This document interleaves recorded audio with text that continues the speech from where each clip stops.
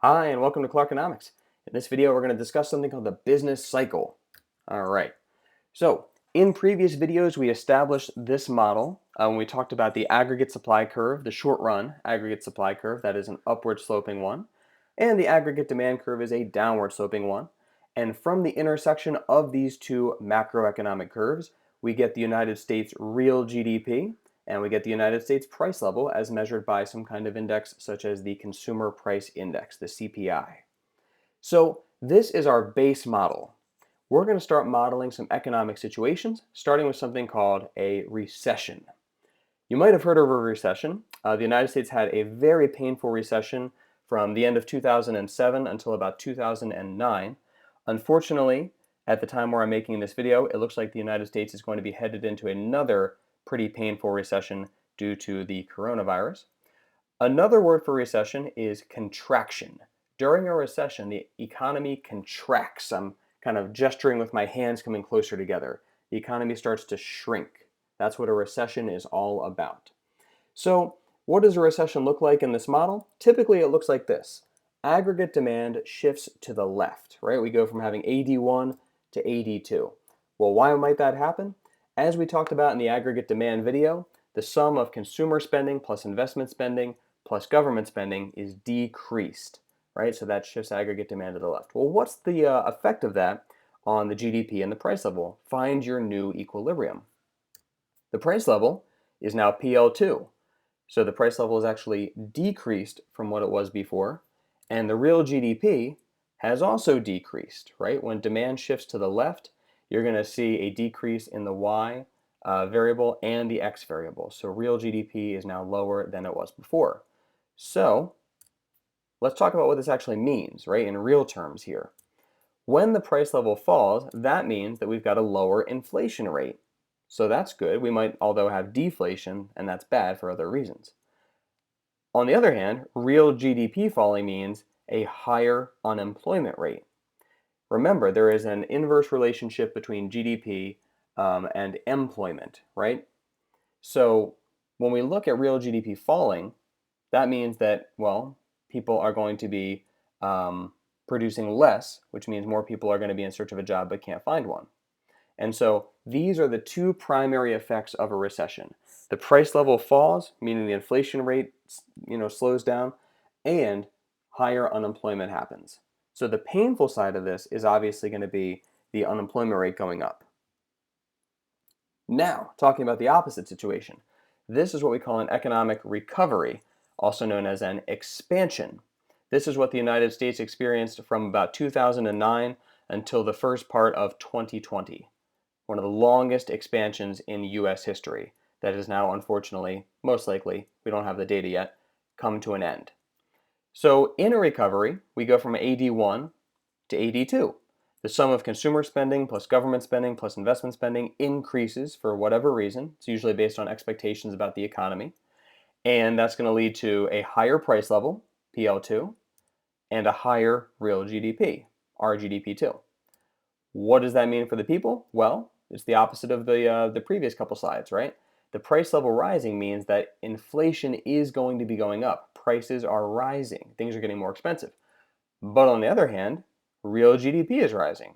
What that means is the unemployment rate is going to go down. If we're producing more stuff, which is what real GDP rising means, then we're going to need more workers.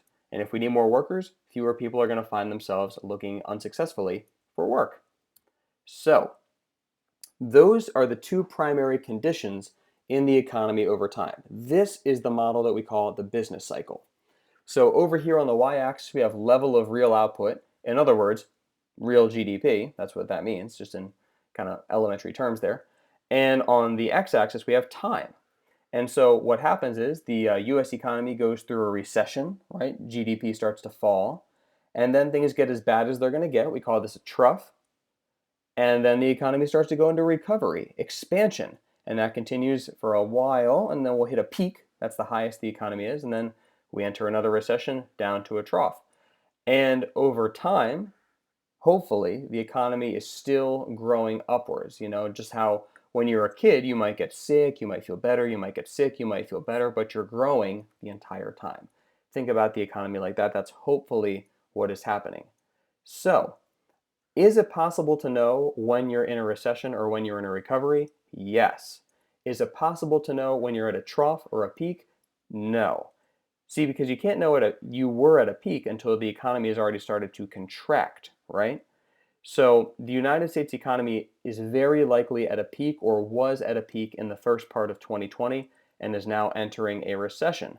That will continue for some time, most likely related to health concerns about the coronavirus, until it hits a trough, and then the economy will start to recover. So if you want to look at some recent economic history, this would be like 2007 to 2009. This is about 2009 to 2020. This is probably going to be 2020, maybe 2021, and then hopefully things will start to get better. So looking at some real economic data, again, this is percentage change in real GDP, just like what we were looking at on the other one, and obviously with the years down there, this is time. So anytime, again, this blue line is above the black line, that means the economy is growing, right? But sometimes either the economy grows at a slow pace or unfortunately the economy shrinks. And so all of the real life recessions are these shaded areas right here. Very bad recession in the early 1980s, beginning of the 90s. There's what we call the burst of the dot-com bubble right about the time of 9/11. And there's the recession of 2007, 2008, 2009. And there'll probably be, like I said, another gray bar right there. So the economy starts to expand, the economy contracts, and we go through this over time, and that's what we call the business cycle. Now, talking about the two things relating to the business cycle, inflation and unemployment. As you can tell, there's an inverse relationship between those two things. So during a recession, look what happens to the inflation rate. The inflation rate decreases, right? At the same time, the unemployment rate increases, and that happens every time. They're moving apart from each other. There's 2009 recession right there.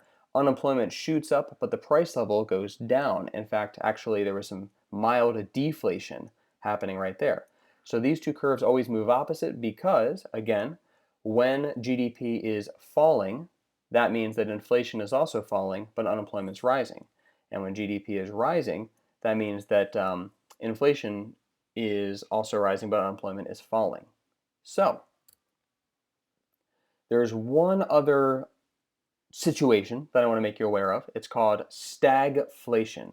And in this situation, everything is absolutely terrible. So in this model, this would be a leftward shift in aggregate supply, right? Something has caused cost of production to increase. Well, let's look at what the results of that are going to be. One, your price level is going to be higher, and two, your real GDP is going to be lower. And let's think about what that means in real terms here. Price level rising means you've got inflation, which is where the inflation part of stagflation comes from, and you have GDP falling because the economy is stagnant. That's where the stag part of stagflation comes from. So in other words, I'll come back to that.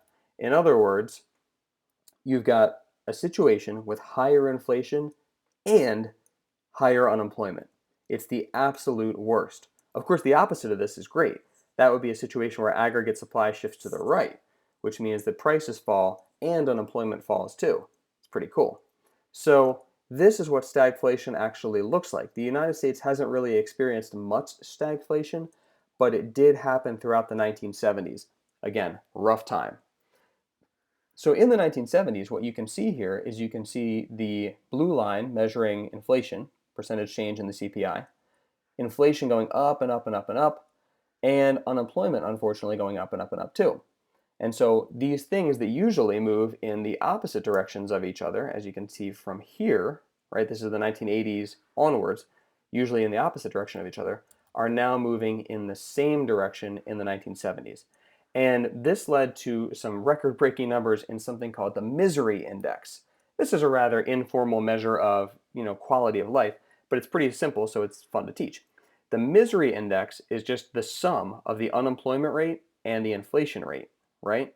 So if you look here in the year 1980, the unemployment rate was like 7%, let's say, and the inflation rate was like, I don't know, 13%. So that would make the misery index 20% in that year, which is really, really bad.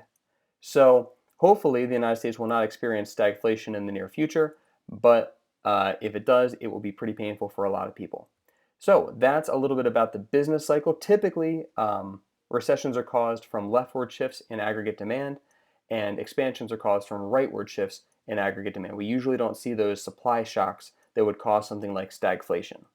So in the next unit, what we're going to study is how the government deals with these various situations to try to keep the economy as healthy as possible. Thanks for watching.